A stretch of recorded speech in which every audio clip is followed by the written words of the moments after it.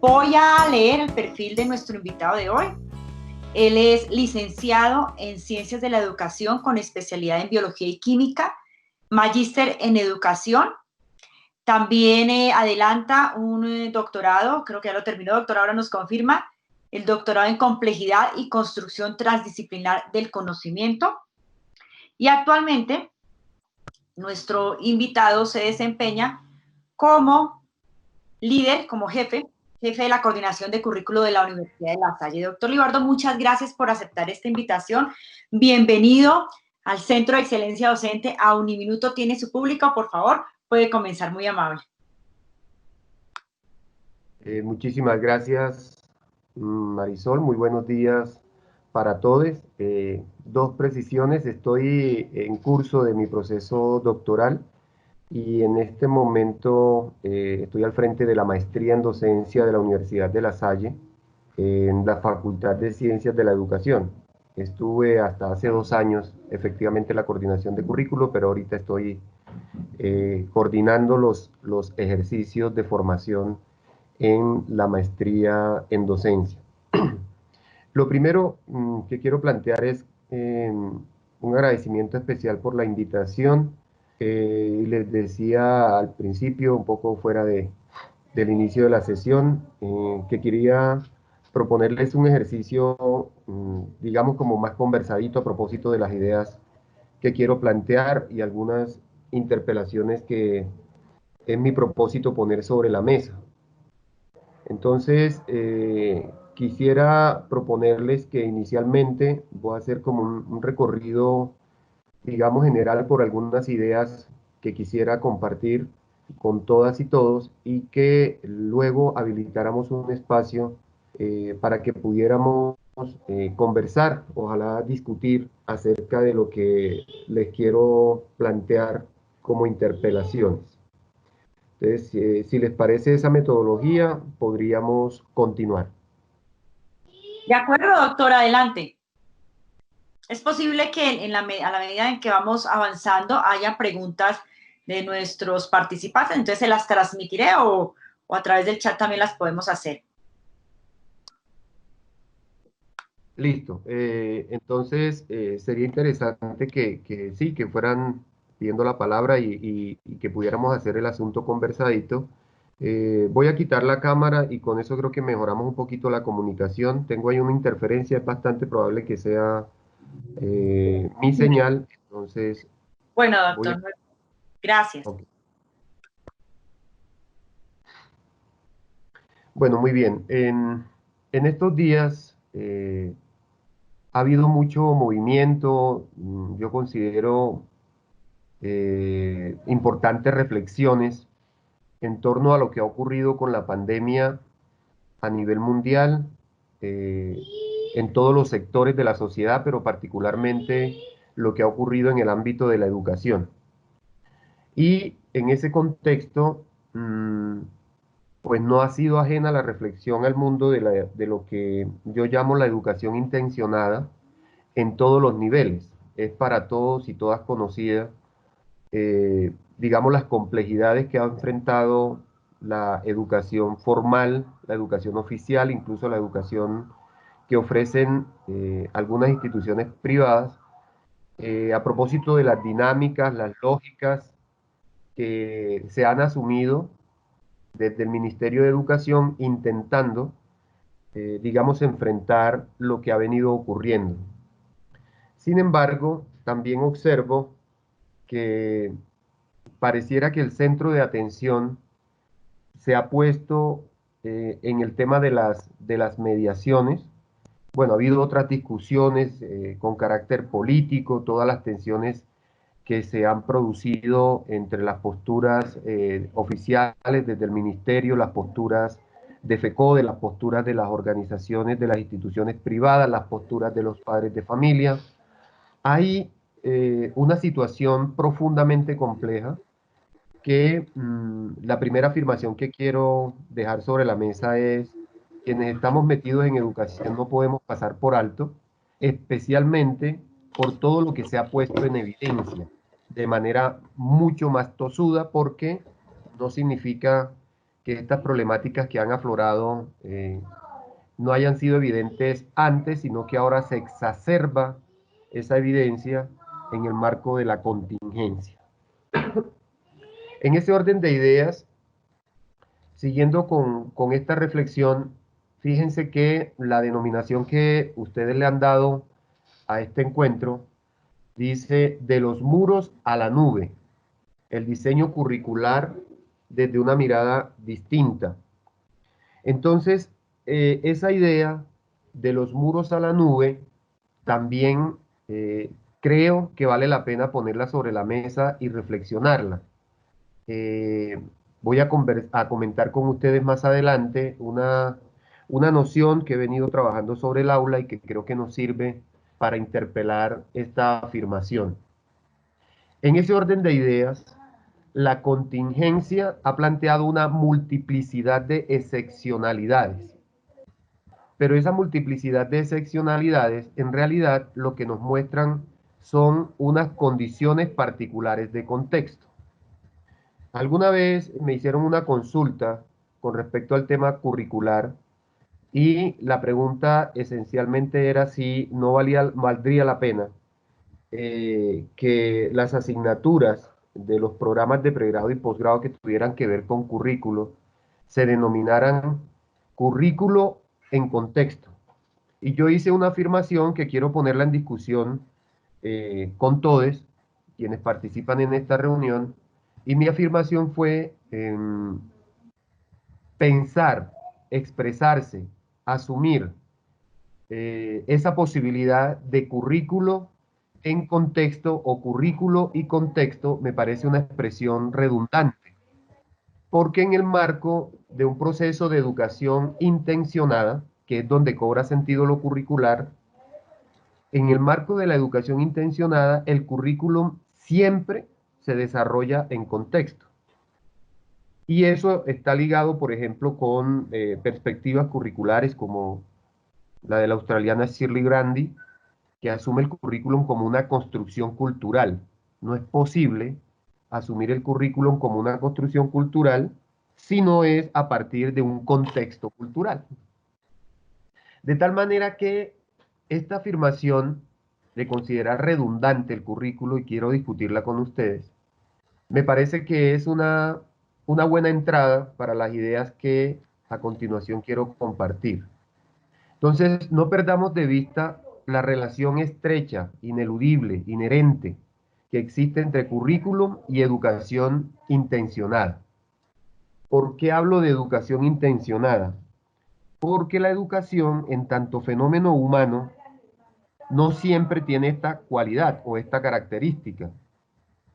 Nuestro proceso educativo, así nos lo ha enseñado, por ejemplo, los estudios desde la fetología, arranca desde cuando tenemos posibilidades de iniciar esos procesos de aprendizaje, y eso ocurre incluso antes del nacimiento.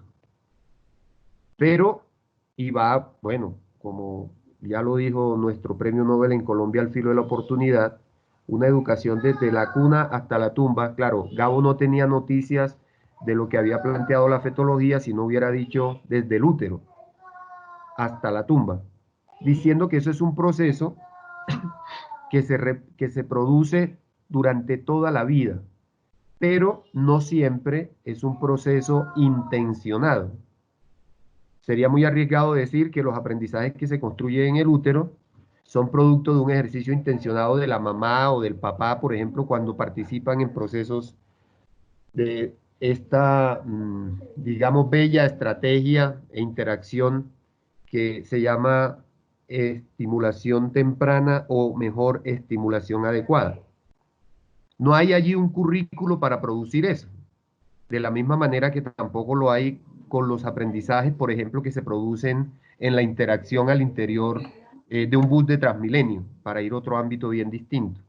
Es decir, el conductor no tiene un currículo que estructure una lógica, un marco teleológico para que quienes van en el bus a partir de su interacción generen unos aprendizajes, en consecuencia un proceso de formación específico. Esto para decir entonces que la educación como cualidad humana se produce en cualquier escenario, donde interactuamos con otros seres humanos, con otros seres vivos y con los demás factores que garantizan la vida en el planeta. Pero desde nuestra cultura, como humanidad, hemos creado unos escenarios donde sí se produce la educación con una intencionalidad. Y por eso existen las instituciones educativas y más allá de las instituciones educativas, los proyectos educativos. Siempre que hablamos de un proyecto educativo, cualquiera que sea, en cualquier nivel, ámbito de gestión, estamos hablando de un proceso de educación claramente intencionado. Cuando eso ocurre, el dispositivo que lo permite, para utilizar una expresión Foucaultiana, es justamente eso que conocemos como currículo o currículum en plural. En ese orden de ideas, lo que vamos a plantear aquí está fundamentalmente centrado en esa categoría de educación intencionada, sin perder de vista la afirmación que ya hice de considerar redundante hablar de currículo contextualizado, porque el currículo siempre se produce en un contexto. En ese orden de ideas, lo que está pasando con la contingencia y la excepcionalidad entonces nos pone en el lugar de preguntarnos cuáles son esas condiciones de contexto que debemos revisar para comprender cuáles son los giros que en términos no de diseño solamente, sino de gestión curricular. Y aquí la noción de gestión, también quiero poner sobre la mesa esta atención, no se refiere solamente al diseño, sino que lo incluye. Cuando yo me refiero a gestión curricular, estoy hablando del proceso que implica el diseño curricular, su puesta en marcha, las valoraciones que hacemos por dentro de todo ese proceso, las acciones que adelantamos para intentar mejorar el proceso y la sistematización de todo ese ejercicio en perspectiva de lograr mejores y mayores niveles de formación, que es además el proceso que está detrás de cualquier fenómeno curricular, la formación, entendida desde el Bildung alemán, que implica la multidimensionalidad del desarrollo del ser humano. Allí aparece otra afirmación que a mí también me parece redundante, que también pongo en discusión, y es que se generalizó la expresión formación integral. Es tan redundante como hablar de democracia participativa. Porque hablar de democracia participativa es como decir participación participativa. Si es democracia, entonces es participativa. Si el proceso no es participativo, entonces no es un proceso democrático. Con la formación ocurre algo similar a mi modo de ver. Si es formación, implica desarrollo integral, multidimensional del ser. Si no implica desarrollo multidimensional, no será formación. Puede llegar al nivel de aprendizaje. Incluso, algo que ocurre muchísimo en nuestras instituciones educativas, puede ser mero entrenamiento. Entonces, en ese orden de ideas, aquí ya hay puestas sobre la mesa un conjunto, digamos, de perspectivas, de conceptos, de afirmaciones, que como digo, desde una perspectiva eminentemente comunicativa, y aquí el referente es Jürgen Habermas, desde la acción comunicativa, no estratégica, están puestas sobre la mesa con pretensiones de validez. No las estoy asumiendo como verdades per se. En ese orden de ideas, entonces, esta contingencia, esta excepcionalidad, nos pone en lugares de preguntas sin las cuales hoy, a mi modo de ver, tendría poco sentido repensarse lo educativo intencionado en términos curriculares. Por ejemplo, hoy un virus, es decir, un organismo microscópico, considerado por mucha gente, incluso en la literatura todavía se dice que son organismos inferiores.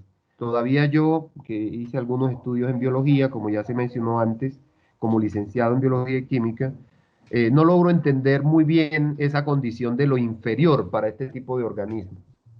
Pero si se piensa desde el punto de vista biológico, claro, si se piensa desde el punto de vista antropológico, antropocentrista, entonces uno puede entender por qué se les llama inferiores. Porque seguimos pensando que nosotros como especie somos el centro de la vida, el centro del planeta, el centro del universo, y eso es parte de... En ese orden de ideas, este virus, este organismo microscópico, tiene en jaque hoy la humanidad completa. Se volvió común decir, nadie se esperaba esto, nadie estaba preparado para esto. No hemos sabido qué hacer. Las grandes potencias, curiosamente, están dentro de los países más afectados por este fenómeno, que es un asunto para revisar en profundidad. En este momento alguien puede estar pensando, bueno, ¿y qué conexión yo puedo hacer con el tema curricular? Todo lo que voy a decir se encuentra en el marco de tres, no niveles, sino dimensiones del fenómeno curricular. La dimensión macro, la dimensión meso y la dimensión microcurricular. Lo macro entendido como el gran referente teleológico y el horizonte de sentido que orienta los procesos educativos intencionados. Lo meso entendido como las posibilidades de los diseños y las estructuraciones que se hacen al interior de los proyectos educativos para materializar ese dispositivo. Y lo micro, anclado básicamente en la interacción concreta que se produce entre los sujetos que alternan los roles de enseñar y aprender durante el proceso formativo. Esta perspectiva de entender o de reflexionar acerca de lo que nos produce un virus y afirmar que pone en jaque a la humanidad implica pensarse lo curricular desde ese ámbito macro. Por ejemplo, ¿qué tiene que ver lo que nosotros haremos de aquí en adelante con establecer relaciones como que por efectos del coronavirus, los números del petróleo están en rojo? Es decir, hoy casi que hay que pagar para que compren petróleo a los productores. ¿Y qué tiene eso que ver con los procesos curriculares que nosotros agenciamos? Pues habría que preguntarse si efectivamente algo de lo que nosotros hacemos no tiene que ver con las lógicas de la economía del planeta, con las lógicas de la economía del país, con las lógicas de la economía de las ciudades donde nos desarrollamos, con las lógicas de la economía de la institución donde estamos, con las lógicas de la economía que media la relación entre los sujetos que conversamos durante todo el proceso educativo. En ese orden de ideas, el efecto del virus, por ejemplo, ha sido más contundente que los ejercicios de espionaje o las guerras inducidas para abaratar los precios del petróleo. Esos son asuntos que en términos de la educación superior no importa, ojo con esta afirmación, no importa cuál sea la asignatura, materia, el espacio académico, como le llamemos, no importa cuál sea el área, no importa cuál sea la intensidad, hay que ponerlas en discusión junto con nuestros estudiantes. ¿Por qué? Porque eso tiene que ver con asuntos esencialmente humanos. Por ejemplo, es posible, o mejor, uno esperaría, porque no, también lo duda uno si se llegue a producir, uno esperaría que líderes como Donald Trump y todas las trompezas que comete sistemáticamente, le invitaran a reflexionar o a establecer relaciones a propósito de los bucles complejos que existen en toda la realidad planetaria y universal, preguntarse qué relación hay entre lo que le ha pasado con el tránsito del virus, ¿sí? Desde Europa hasta sus tierras y los muros que él intenta levantar con respecto a México. Ahí hay unos elementos interesantes para pensarse el horizonte de sentido que hacia adelante debe orientar los procesos educativos. Y entonces vuelvo al punto, es importante discutir sobre las mediaciones, pero creo que más allá de los medios, de los muros y la nube, el problema fundamental es la pregunta por, en el marco de la contingencia, de la pandemia, cómo se debe reconfigurar el marco teleológico de la educación, hacia dónde hay que reorientar el desarrollo de todos estos procesos. Si vemos solamente este primer punto, entonces uno podría llegar a una primera afirmación. La arrogancia y la egolatría humana están magulladas por un virus, pero ojalá que realmente estén magulladas, porque también eh, en un contexto más cercano se generan muchas dudas, ¿no? Todos y espero que lo hayamos estado como vivenciando desde la distancia y que si hicimos algunas compras no haya sido estando haciendo fila uno encima del otro como las que pude observar en Alcosto, por ejemplo, y que si hicimos compras las hayamos hechas por internet. Me refiero a que todo esto y esa, digamos, posibilidad de que la arrogancia, la egolatría, la perspectiva de los intereses malsanos de la humanidad, de la sociedad y los ámbitos de poder estén magulladas, se ponen también en duda cuando uno observa lo que ocurrió con el día sin IVA. Entonces, nuevamente, ¿en cuántas aulas de clase? Pues ya ahorita estamos básicamente llegando a nuestras vacaciones, los estudiantes no están, pero no están en dónde, que es parte de la pregunta, porque todavía nos podemos seguir comunicando con ellos de distintas maneras. Desde el punto de vista de lo que ocurrió con ese día sin IVA, uno se preguntaría, ¿cuáles son los intereses que están detrás de un gobierno que toma esa decisión? Y naturalmente aparecen entonces los intereses economicistas, ¿cierto? De una presión, de un poder económico que sobre la base de que si no se mueve y se dinamiza la economía, entonces el país no avanza. La pregunta es, ¿cuál es el país que no avanza con eso? En ese orden de ideas, mucho más ligado al tema de la educación, hay que preguntarse cuáles son los niveles de formación, uno, cuáles son los elementos y criterios de elaboración de una perspectiva crítica frente a los fenómenos que ocurren en su entorno, que tuvieron las personas que salieron a comprar masivamente sin ningún tipo de mesura, de protección, eh, a estas grandes superficies, supermercados y centros comerciales. ¿Y quién es esa población? ¿Y cuáles son las prioridades que tienen en términos del desarrollo de su esencia en el marco de una sociedad, de una cultura, de un colectivo? Y por el otro lado, ligado también con las reflexiones profundamente curriculares que hay que hacer frente a lo que está ocurriendo en el contexto de la pandemia, ¿cuál es el papel y el rol que asumen los medios de comunicación? Que por lo que yo particularmente he visto, puede haber otras interpretaciones, han tratado en muchos casos, no en todos, hay excepciones, de justificar el hecho, y esta mañana temprano escuchaba nuevamente que bueno, pero que pasó en Colombia y que eso está mal, pero que no nos pasa solo a nosotros, que en Francia también acaba de ocurrir el día de la música, ¿cierto? Y entonces la gente tampoco se cuidó. La pregunta es, ¿el hecho de que también lo hagan en Francia con otras lógicas justifica lo que aquí hicimos? Uno. Dos, ¿cuál es la responsabilidad que de aquí en adelante asumiremos desde la educación para tomar estos referentes como mediaciones y ponerlos en juego en tanto posibilidades para construir una genuina perspectiva crítica? Sin ese tipo de reflexiones, a mi modo de ver, los temas de diseño, desarrollo, evaluación, retroalimentación del currículum, es decir, la gestión curricular en el nivel macro, meso y micro, poco sentido tendría. ¿Por qué? Por la afirmación inicial que hice. Currículum, gestión curricular, implica necesaria, ineludiblemente, un ejercicio de contexto. Ahí hay un primer grupo de ideas que están puestas sobre la mesa. No veo todavía por aquí ninguna pregunta en el chat, entonces voy a ir avanzando.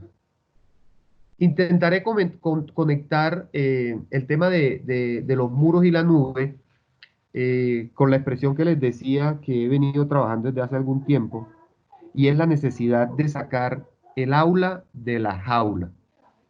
Cuando asumimos el aula desde las paredes, ¿cierto? Desde los muros, desde las puertas, cada vez veo con mayor preocupación que las instituciones educativas en todos los niveles, públicas y privadas, hacen un máximo esfuerzo para que cuando están ocurriendo las clases al interior del aula de clase, la puerta esté muy bien cerrada. Incluso hay escenarios en donde esa puerta del aula solo se puede abrir desde adentro. Desde afuera no es posible que se abra. Entonces allí hay unas, digamos, concepciones del fenómeno educativo en pleno siglo XXI que vale la pena revisar. Y es a eso a lo que yo me refiero cuando afirmo que entre todos tenemos que comprometernos a sacar el aula de la jaula. Esto es, a comprender que el aula no se configura por el espacio físico en sí mismo, sino por el tipo de relación que se establece entre esos sujetos que, como dije hace un rato, intercambian durante todo el desarrollo del proceso los roles de enseñar y aprender, para utilizar, digamos, una expresión que se conecta muy bien con una perspectiva freiriana, ¿no? El maestro Paulo Freire: nadie enseña a nadie, nos educamos entre todos. Por eso insisto en el intercambio de roles en distintos momentos. Eso no quiere decir que nosotros no tengamos que garantizar esa distinción de ser el mediador, el orientador en el proceso, quien da las mayores y mejores muestras de mayoría de edad, pero tampoco niega el hecho de que en esa interacción horizontal deberíamos ser quienes más y mejor aprendemos a partir de esa misma interacción. Entonces, superar el aula como jaula, superar el aula como enclaustramiento entre unos muros, implica justamente comprender el proceso educativo intencionado, comprender el desarrollo de ese dispositivo sistémico que entendemos con el nombre de currículo, desde una visión y una perspectiva mucho más amplia. Alguien podría decir, claro, la pandemia, sin que nos diéramos cuenta, sacó el aula de la jaula y la llevó a la nube. Pero entonces me encuentro con realidades como esta. Voy a poner un ejemplo de la educación básica y media y de ahí transitaré a la educación superior. En el marco de algunos recorridos que he estado haciendo, siguiéndole la pista a lo que ha venido pasando, me encuentro, por ejemplo, con todo el problema inicial del tema de la entrega de las guías y el hecho de atiborrar a los estudiantes con actividades para que estén ocupados, de tal manera que lo que hacen en la casa se parezca mucho más a lo que pasaba en la jaula de clase. Yo espero que en educación superior eso no esté pasando. Entonces, de lo que se trataba era de tener muchas actividades para que ellos estuvieran ocupados y sintieran que de verdad la educación estaba ocurriendo. Por una parte, pero el culmen del problema aparece cuando se logran constatar evidencias como que varios profes de educación física y de otras áreas, cuando les pedían a los estudiantes sus actividades, entre las cuales se contaban, por ejemplo, la realización de videos, tenían que hacerlos con el uniforme. Entonces la pregunta es, ¿cuál es el papel que juega el uniforme ahí? Y cuando uno piensa en el uniforme, entonces no puedes dejar de pensar en la homogenización, ¿cierto? En el intento de negar la diferencia y las condiciones de singularidad. Pero más allá de eso, en términos formativos, de mediación, en términos didácticos, ¿no? De la esencia formativa, uno se pregunta cuál es la importancia y el papel que juega el uniforme en el marco de un confinamiento para que un estudiante deba hacer la actividad uniformado con un agravante. Si no tiene el uniforme, la nota disminuye. Cuando miramos eso en términos de la educación superior, entonces uno tendría que preguntarse, en el marco de la pandemia, ¿cuáles han sido o cuál ha sido la naturaleza de las principales actividades con las que se han ocupado los estudiantes, indistintamente de el área o la disciplina que estemos promoviendo? No porque el área o la disciplina no sea importante, no porque el contenido de las áreas y las disciplinas no sean importantes, son fundamentales. Y yo soy de quienes defienden que jamás se podrá llegar a ser un buen docente, y menos, como suelo decir, con pretensiones de maestro o maestra, si no hay un dominio disciplinar. Eso no es posible. Pero eso no niega una exigencia suprema, y es entender que la disciplina y los contenidos de la disciplina son un medio, no son el fin. Porque el fin es la formación en esa perspectiva multidimensional que hemos planteado. En ese orden de ideas, entonces, sacar el aula de la jaula implica pensarse las interacciones con los estudiantes de manera distinta. Implica aprovechar al máximo los contextos para reflexionar y reconstruir la visión que tenemos de mundo, de vida, de familia, de interacción, de educación, de sociedad, de cultura. Estoy hablando de unas categorías que permean cualquier área de cualquier profesión. En ese orden de ideas, entonces, cabrían preguntas como la siguiente. ¿En qué medida las condiciones de contingencia que nos ha planteado el coronavirus y la pandemia se constituirían en posibilidades para acrecentar el desarrollo de la condición de autonomía que todos y todas debemos ayudar a construir con respecto a nuestros estudiantes? ¿Tiene que ver en algo esa construcción de autonomía con lo que pasó con el día sin IVA? Insisto, porque no tendría sentido esta conversación por fuera del contexto que estamos viviendo. ¿Cuál es el lugar de la constitución de una genuina perspectiva crítica en el contexto de la concepción curricular ligado a la esencia de la formación promovida desde cualquier área disciplinar? ¿Cuánta falta nos hace, entonces, preguntarnos en qué medida cada una de nuestras acciones educativas en el ámbito mesocurricular a nivel de los diseños y en el ámbito microcurricular, en el ámbito de la interacción con las y los estudiantes, tienen que ver justamente con la construcción de este desarrollo autónomo, de la posibilidad de ayudar a construir mentalidades mayores de edad? Y cuando yo hablo aquí de mayoría de edad, no me estoy refiriendo a los 18 años. Estoy hablando desde la categoría de mayoría de edad de Kant. Y comentaba en una entrevista que me hacían la semana pasada que yo he tenido estudiantes mayores de edad en preescolar y también he tenido estudiantes menores de edad en algunos seminarios de doctorado que he tenido ocasión de orientar. Entonces, cuando un estudiante, ¿cierto?, de preescolar pregunta, ¿esto para qué sirve?, está dando cuenta de una actitud de madurez en el contexto de su etapa de desarrollo. Y uno podría decir, está asumiendo la responsabilidad que le corresponde en su contexto de desarrollo con respecto a su proceso de educación. Pero cuando un estudiante, después de la introducción del seminario, de las categorías que he puesto sobre la mesa para discutir, de las interpelaciones que he hecho con respecto a lo que significa ser maestra y maestro, la pregunta culmen que a él se le ocurre es, profe, ¿y si de pronto a mí la materia me llega a quedar en 3.4, ¿usted me podría acercar a 3.5 para pasarla?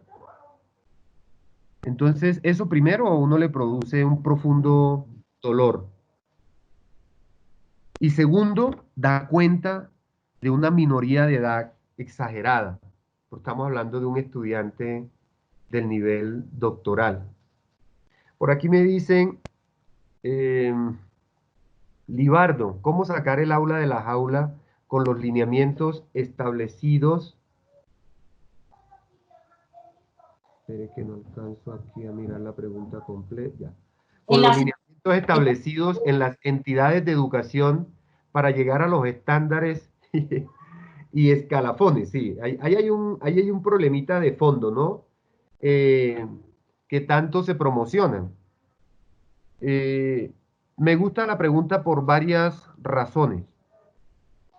Estos días también me invitaron a una reunión en donde quien lideraba la reunión para, digamos, como plataforma para la discusión del tema que quería plantear, que era un programa para la atención de la violencia de género, introdujo la categoría de el mal estructural o el pecado estructural, que en términos del mal estructural, bien saben ustedes que es una categoría que trata Hannah Arendt, por ejemplo, en Responsabilidad y Juicio, para explicar, digamos, las responsabilidades compartidas de Eichmann en todo este tema del nazismo.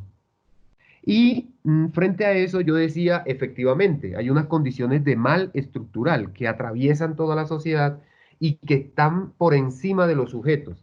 Pero también yo decía, para tratar de llegar al punto, también yo decía que si en el contexto del mal estructural no se asumen, a propósito de la autonomía de la que hablaba, procesos curriculares que interpelen a los sujetos para que entienda que indistintamente de las condiciones del contexto, él siempre o ella siempre tiene una responsabilidad ético-política, entonces lo que estaríamos diciendo es, no hay nada que hacer, no hay posibilidades de modificar la sociedad.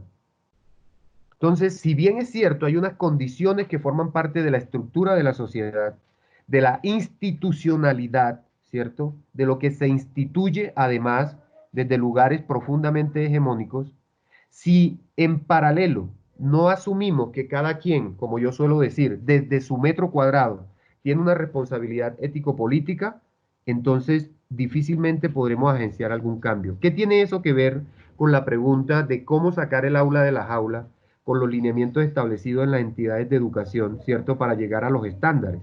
Hoy están, pues, en el culmen de los rankings están los rankings.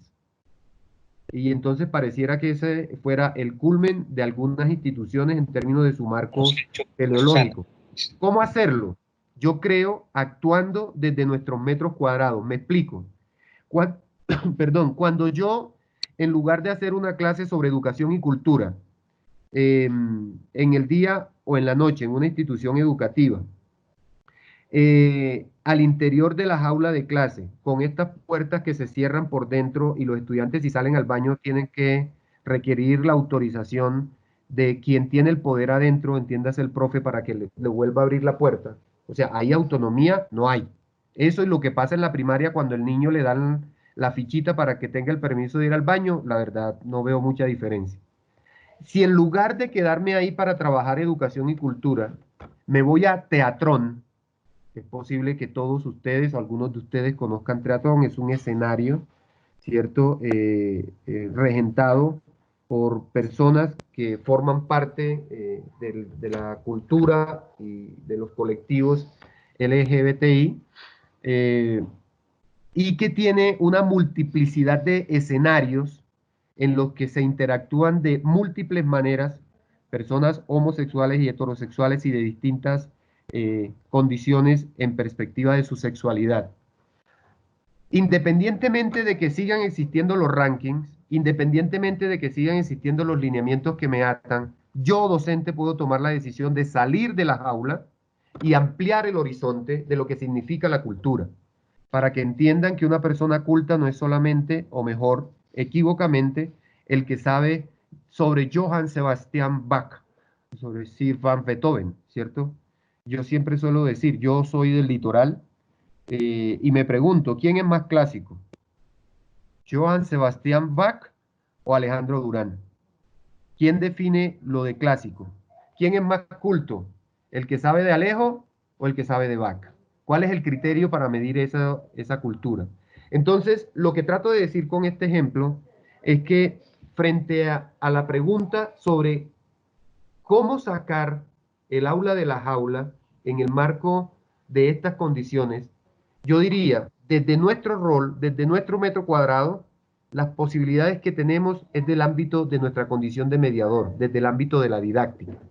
Cuando en lugar de teorizar sobre la ruralidad en singular, desde el escritorio o desde el cubículo, agenciamos proyectos que nos permiten transitar por 5 regiones de Colombia, adentrándonos en el corazón de las ruralidades colombianas y junto con nosotros, los estudiantes en lugar de hacer las prácticas en los colegios tradicionales, que es importante que las hagan, además de eso, tienen la posibilidad de dormir en un cuartucho junto con un docente que tiene una escuela única enclavada en el corazón de los llanos orientales, eso es sacar el aula de la jaula. Más allá de los rankings, podemos hacerlo. Pero además, desde el punto de vista de nuestra condición ético-política como ciudadanos, meramente críticos, también, por ejemplo, en nuestros encuentros, en nuestras instituciones, hay que poner en cuestionamiento, en perspectiva, las lógicas de producción cienciométrica. Ah, claro, todo esto implica riesgo, sí señor, pero es que a mi modo de ver no hay ninguna posibilidad de agenciar transformaciones curriculares, en consecuencia, transformaciones genuinamente sociales sin asumir riesgos. Eso para mí no es posible. Entonces, por ahí yo creo que habría algunas posibilidades de ir mirando estas opciones de transformación. Eh, Dice Constantino, buenos días Constantino, ¿qué opina usted acerca de que basados en las clases sincrónicas y asincrónicas no se haya impartido el 100% de todos los temas programados para una cátedra presencial, como lo estaba inicialmente previsto? Es una pregunta genial, ¿no? Ustedes han, creo que notado que yo me estoy poniendo al desnudo sobre la mesa, indistintamente, digamos, de las perspectivas institucionales. Estoy hablando aquí como Libardo Pérez a un conjunto de colegas. Ambos pertenecemos y formamos parte de unas instituciones, pero quisiera poner esta reflexión más allá de nuestras instituciones. Entonces, esta pregunta sobre el hecho de no haber impartido el 100% de lo que estaba programado, primero implica tomar conciencia de lo siguiente. Llegamos a un acompañamiento remoto, ¿cierto? Mediado por tecnologías eh, de comunicación e información ancladas en la virtualidad, pero eso lo hicimos con respecto, a propósito de la gestión curricular, de unos cursos, estoy hablando de los cursos presenciales, ¿no? De los programas presenciales. Todo ese acompañamiento remoto, mediado por el mundo digital, lo hicimos para un curso de un programa, ¿cierto? Que estaba pensado para la presencialidad y que tuvo que reconfigurarse muy rápidamente para ser acompañado de manera remota. Eso es bien distinto en términos curriculares de desarrollar procesos de acompañamiento para un curso de un programa que ha sido pensado, ¿cierto? Gestionado, diseñado y construido didácticamente para la virtualidad. ¿Por qué hago énfasis en eso? Porque con esa sola toma de conciencia, entonces ya la pregunta sobre el 100% se matiza. Primera cosa. Segundo, también desde el punto de vista curricular, ya lo había dicho, aún, aún en la presencialidad o en el mundo digital, eso que llaman educación virtual, el tema de llegar al 100% de los contenidos programados siempre está sujeto a las condiciones de contexto. ¿Qué es lo más importante? ¿Terminar el programa o potenciar el desarrollo formativo? ¿Por qué lo digo? Porque suelo escuchar expresiones como esta. Yo acabé el programa y frente a eso siempre hago la misma pregunta. Profe, ¿sus estudiantes en esencia aprendieron? ¿Desarrollaron un proceso de formación, digamos, genuino, significativo? Pues yo la verdad no sé, pero lo que puedo garantizar es que yo terminé mi programa. Entonces, lo que quiero decir es que aún en condiciones ordinarias, el 100%, el terminar el programa, siempre hay que ponerlo en suspenso, versus la esencia de la formación. Si terminan el programa y en esencia aprendieron, en esencia construyeron niveles de formación cada vez más elaborados, fantástico. Pero si no terminaron el programa, pero lo otro ocurrió, igualmente fantástico. Entonces, desde allí es un asunto que hay que poner en perspectiva de la esencia del desarrollo multidimensional del Bildung, es decir, de la formación. Eso es lo que pienso acerca de esa interesante pregunta. Dice Marlene, ¿por qué menciona que es redundante hablar de currículo contextualizado, pero en el ejemplo que acaba de mencionar sobre realizar la práctica en una escuela enclavada en los llanos orientales, en las ruralidades, etcétera, no es contextualizar el currículo? Por supuesto, justamente por eso es que hablo de currículo contextualizado, de que currículo contextualizado es redundante. A ver, me devuelvo. La noción de currículo, como precisaba al principio, implica, lo voy a decir ahora en términos de sacristán, un sistema constituido por subsistemas, para él son 8, pueden ser más, pueden ser menos, eso no importa. Aquí la idea fundamental es que está constituido por unos subsistemas. Pero cuando el currículum se construye, se hace en el marco de unas condiciones de contexto. Dicho de otra manera, mi queridísima Marlene, no es posible elaborar un currículo sin contexto. Lo que sí es posible es cualificar las condiciones de contexto del currículo. Eso sí, que entiendo en el fondo de tu pregunta es lo que planteas. Lo que tenemos que hacer es aumentar cada vez más el hecho de darle sentido a las posibilidades de contexto que tiene el currículo. Porque el currículo siempre tiene contexto. La pregunta que hay que hacerse es, ¿cuál es el mejor contexto que le podemos dar al currículum? Y el ejemplo que tú mencionas sobre lo que hacemos con estas investigaciones en las ruralidades colombianas, aplica también para lo que decía con Teatrón, a que está allí cerca, o mejor, enclavado en un ámbito urbano. Entonces, entiendo en el fondo, primero la precisión.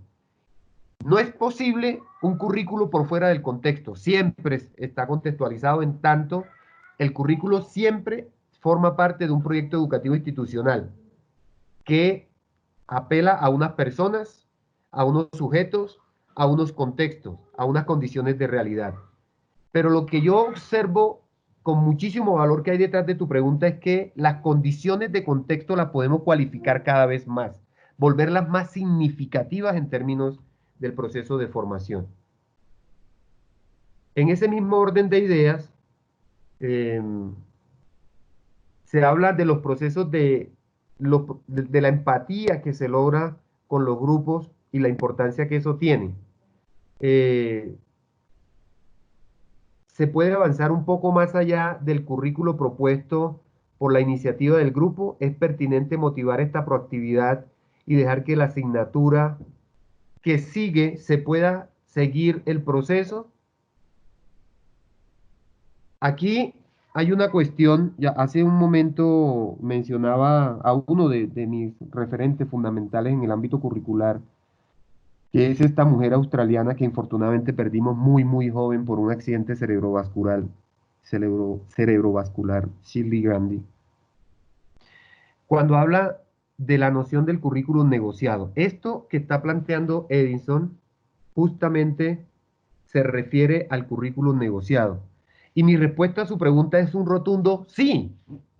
Es decir, si por ejemplo yo llego con mi clase súper elaborada, ¿no? Vamos a suponer que todavía estuviéramos en clase, pero a mí se me pasó por alto pensar en lo que ha ocurrido el día sin IVA. Y un estudiante dice, profe, una preguntita. Es que nosotros aquí hace unas semanas estábamos hablando del tema de la relación entre educación y economía y sociedad. Y mire lo que pasó el viernes pasado. En ese momento,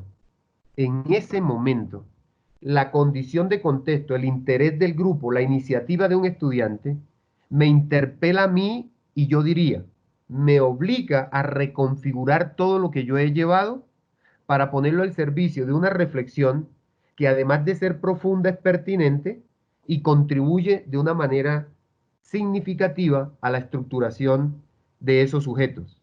Es más, si yo reviso el horizonte de sentido, el marco teleológico institucional, es decir, la visión, la misión, los valores, la filosofía, y lo que está planteado en las competencias, seguramente, lo digo así con todo el riesgo de equivocarme, seguramente encontraré que esa reflexión está anclada en esos propósitos institucionales. Luego la respuesta es sí, y eso debería ser permanente. Incluso, eso debería ser factible aún en cuestiones tan todavía muy ligadas al poder del docente, como la definición de los criterios, las actividades y los indicadores de evaluación. En muchos casos, los estudiantes, desde su lógica, desde su perspectiva, desde su historia, desde su capital cultural, diría Bourdieu, nos interpelan y nos permiten ver cosas que nosotros desde nuestro lugar de enunciación no podemos ver o aún no lo hemos visto. Y eso no es ni bueno ni malo. Es supremamente positivo en el sentido de que acrecienta las posibilidades de enriquecer el proceso de formación. Por esto, cuando un estudiante plantea alternativas, hay que considerarlas.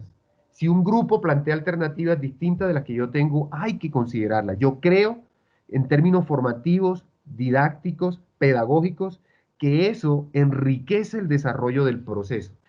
Yo hubiera podido seguir, continuar, ¿cierto?, el discurrir de mi discurso para esta hora que teníamos prevista. Y hubiera podido pasar por alto sus preguntas.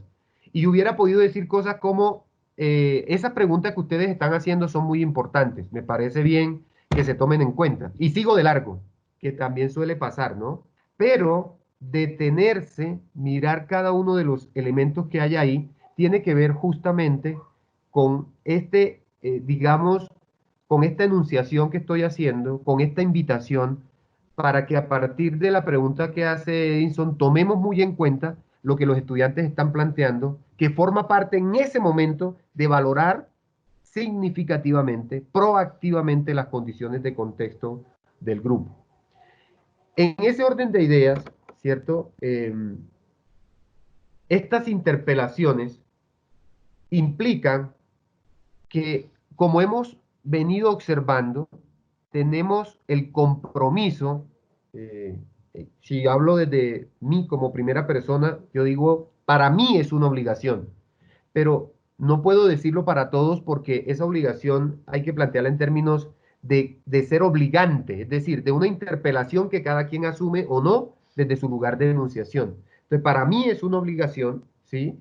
Es una gran responsabilidad esta condición de lectura crítica del contexto que debe permitirnos conectar las distintas variables, la multidimensionalidad del fenómeno educativo.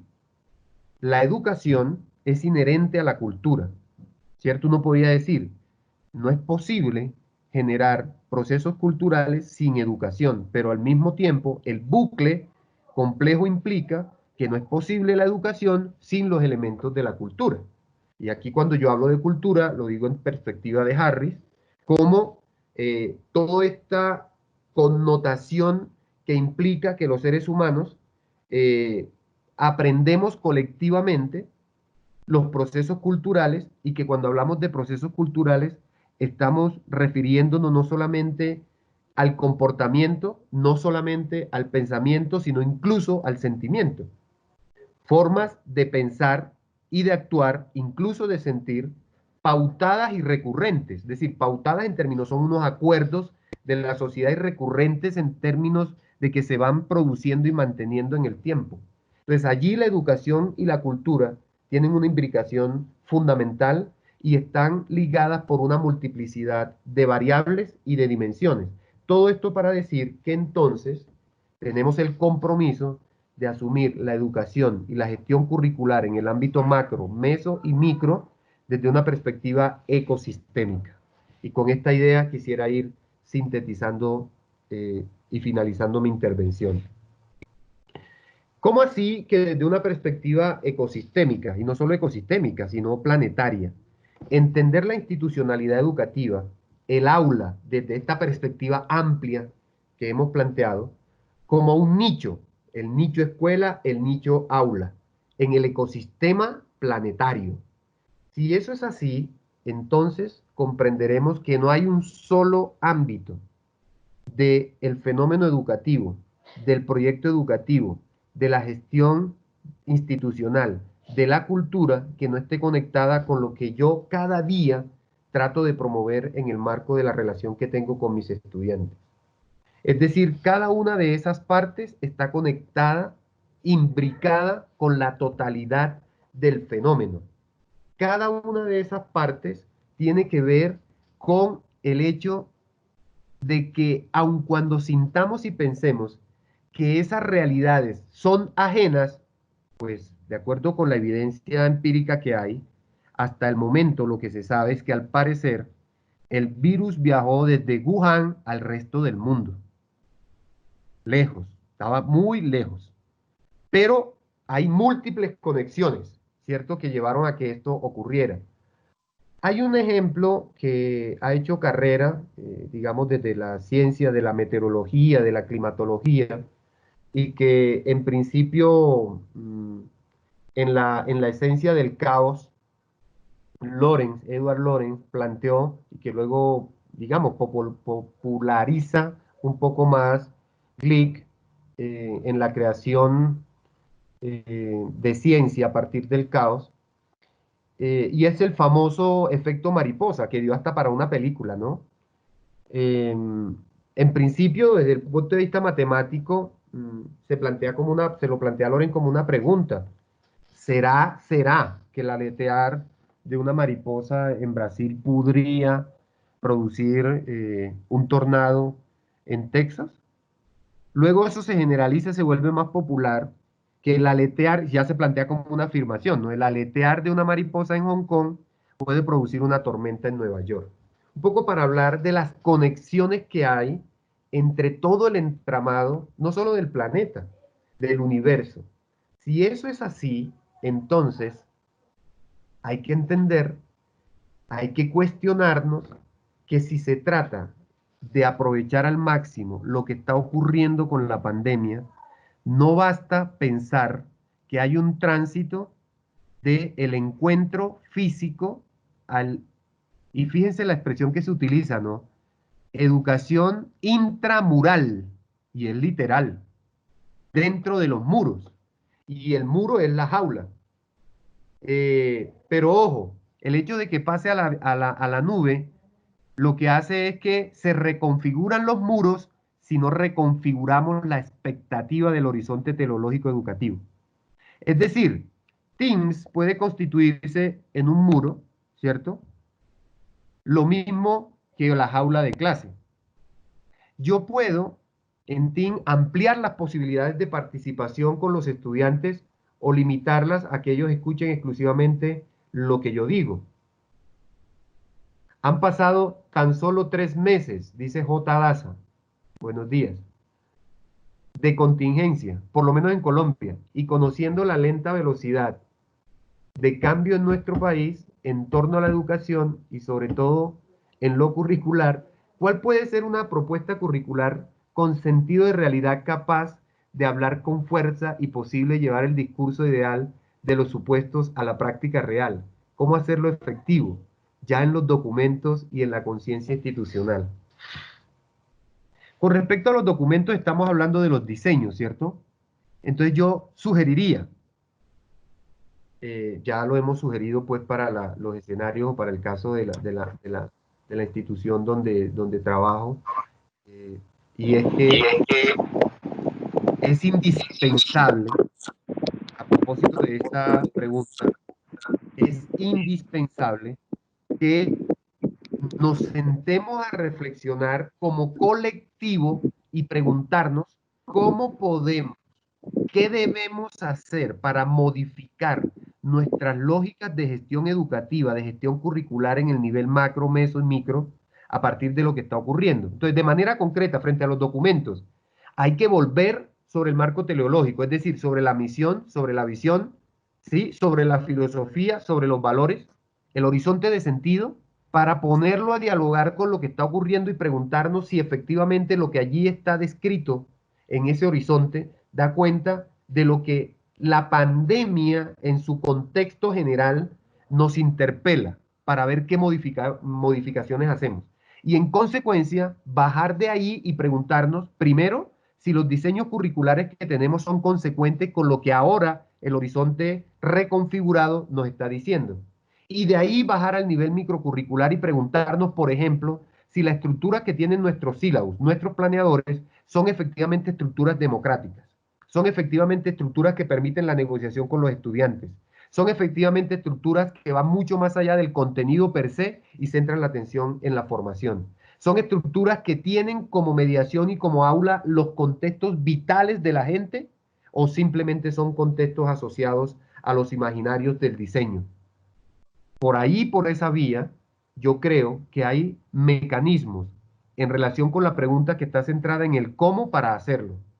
Y adicionalmente, ¿Cómo hacerlo efectivo? Ya lo dije en los documentos. Y en la conciencia institucional, pues la conciencia institucional se construye sobre la base de la discusión. Es decir, hay que preguntarse, ¿los currículos que tenemos en las instituciones son currículos negociados, discutidos con nosotros? ¿Tenemos la oportunidad de incidir en la manera como se configuran esos contenidos, esos currículos en general? ¿O hay unas indicaciones que están centradas en la terminación del programa? Esas preguntas, yo creo, que ayudan a que efectivamente se pueda reconfigurar esa realidad de manera concreta. Pero para eso hay que disponerse. Ahora, hay que hacerlo siempre de manera proactiva. Ahí viene otra redundancia. Una crítica constructiva. Si es crítica genuina, siempre es constructiva. Si no, pues es simplemente la acción de un criticón, de esos que yo llamo los noístas. Le dicen que no a todo. ¿Tú estás de acuerdo con esto? No. Y con esto tampoco. Y con esto no. ¿Y por qué? Porque no. No. Si asumimos una actitud genuinamente crítica en la construcción de comunidades críticas, entonces la transparencia, la actitud democrática, la actitud comunicativa, no estratégica, es decir, ponernos uno frente a otro con pretensiones de validez, como dice Habermas, son indispensables. Estoy en el cómo para que esto pueda reconfigurarse. Pero eso que se hace a nivel institucional hay que replicarlo en el ámbito del aula.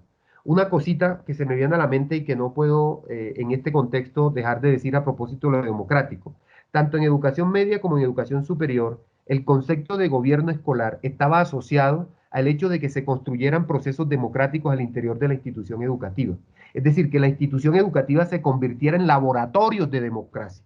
¿Cómo hacerlo? A propósito de la pregunta, permitamos que nuestras instituciones educativas sean laboratorios de democracia. Construyamos desde la diferencia. Démonos, eso que decimos, démonos la pela de discutir en profundidad con los que tienen una visión distinta. Y desde ahí, si eso lo hacemos en el nivel macro institucional y en el nivel micro del aula reconfigurado el concepto, es bastante más probable que se reconfigure la lógica de gestión educativa. ¿Cómo conectar, dice Ignacio, el aprendizaje informal, no formal y formal a lo largo de la vida desde currículos más abiertos al entorno, respondiendo así a las problemáticas del mundo? Muy rápidamente, esta pregunta está relacionada, y con esto voy cerrando porque sé que ya terminamos, pero no quisiera dejar de referirme a estas preguntas. Está relacionada curricularmente en el ámbito del sistema educativo, o yo diría, del pseudo sistema educativo colombiano, con la noción de crédito. Uno. Dos, con la noción de competencia. Y tres, con una noción que todavía el país no logra lograr, digamos, concretar y materializar, y que tiene que ver con las trayectorias de formación de los estudiantes y con el reconocimiento de la construcción formativa más allá de los ámbitos formales, ¿cierto? En Colombia, por ley, porque pues, tenemos un país profundamente legalista, dicen uno, yo digo leguleyo, el tema de los créditos deberían permitirnos no solo eso, sino en el marco de esto que se ha dado por llamar eh, las competencias, que van mucho más allá de los contenidos, también depende cómo se agencie esto. No solamente currículos más abiertos implican el reconocimiento del entorno, sino incluso de las experiencias que han tenido los sujetos por fuera de la formalidad del sistema. Eso sería realmente una flexibilidad. Cuando hablamos en Colombia y en el mundo del marco común de cualificaciones, en realidad lo que se está diciendo es, oiga, reconozca que los seres humanos, nuestra formación está atravesada por todas las experiencias que tenemos en el camino. Ahorita estoy en un proceso allí de sustentación, por ejemplo, de un ejercicio de homologación de un estudiante que no terminó primero su especialización y quiere hacer la maestría. Digo, no se tituló, pero terminó todos los seminarios, ¿cierto? Pero además, en su educación formal, en las asignaturas no tiene uno que se llame Seminario de Investigación 1. Pero este hombre ha hecho muchos ejercicios de investigación rigurosa publicado y entonces la pregunta que él me hacía, ¿será que ustedes me pueden homologar por lo menos el primer nivel formal de investigación para que yo desarrolle el resto del proceso de investigación en la maestría? Yo no tengo un título, yo no tengo un certificado que diga que yo vi la asignatura, pero tengo toda esta experiencia. A eso se refiere, creo, Ignacio, tu pregunta, en el sentido de estar abierto significa no solamente flexibilizar el currículo, lo que eso significa en esencia es abrir nuestra mente para comprender en esencia la complejidad del proceso educativo. Termino con una frase. Asumir el currículum en perspectiva ecosistémica, ¿cierto? Desde una lógica de interacción de todas las dimensiones que lleva consigo, implica urgentemente hacer el tránsito del aula como jaula a una noción del aula planetaria. Transitar es mi invitación en términos de concebir el currículo de una manera distinta. Y es el tránsito del aula como jaula hacia el aula planetaria. De la institución como gueto a la institución planetaria. Hay que abrir todas las puertas, especialmente las de nuestra mente. Muchísimas gracias. Doctor, muchas gracias. Es muy amable por habernos acompañado en este espacio. Me puse una tarea adicional, ¿sabe? Pero me encanta porque voy a tener el placer de escucharlo nuevamente porque he tomado atenta nota de esas frases que usted nos ha compartido el día de hoy y que nos sirven muchísimo para todo el tema de diseño curricular, no solo para diseñar, no solo diseñar para la presencialidad, sino diseñar también para la virtualidad, que son lenguajes, dinámicas y mediaciones distintas las que se dan allí. Bueno, pues creo que ha sido un diálogo muy interesante. Me encantó que hubiéramos podido hacerlo con nuestros invitados y que ellos hubiesen estado participando al mismo tiempo que usted nos iba compartiendo sus visiones sobre el currículo, sobre el diseño curricular. Muy amable, doctor Libardo. Un abrazo, bendiciones y que les vaya muy bien. Éxito.